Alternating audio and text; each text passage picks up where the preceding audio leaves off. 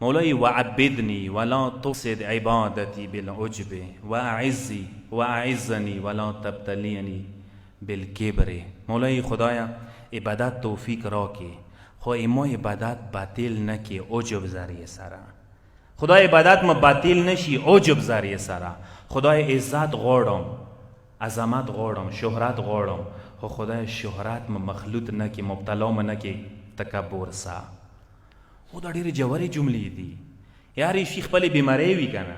ته داسې ما یې ته زه د خدای بنده یم عبادت کوم و شما ته څه بیماری نه لگی. یا خدای سجدو کیا بیماریش تا، عبادت کیا بیماریش تا، بندگی کیا بیماریش تا، حج کیا بیماریش تا، رجوع ستلو کیا بیماریش تا.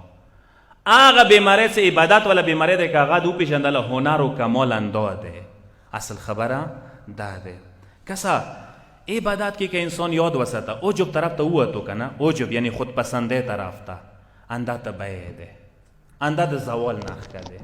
زه دې چې لږ وضاحت ته کوم کسا نشاط عبادت کې او عبادت کې دوه شیونه دي. یو عبادت ته کوي که نشاط ته میلویږي.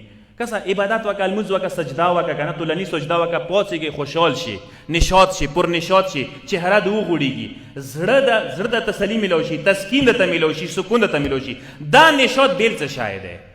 خوشحال شي. دا بیل څه شی دی؟ یو وری غرور کې پریوزي، یو وری عجب کې پریوزي، یو وری خودپسندۍ شکار شي. څه وایي که یم ښه زه یم. سوچ ده دی ځان ته ښه نظیر کوي چې یاره زه خو ډېر مشهورې رسېدلی کس یم. امام مشرق شته دي، ځنې تسبو والا شته دي، ځنه تسبو والا شته دي، غوټو سجدګاه والا شته دي، په کاف و کاف والمنځو والا شته دي. چې هغه ځان د خدای صحیح بنده بولي، نورو ته ډېر سپک نظیر کوي. دا غوټه بیماري ده.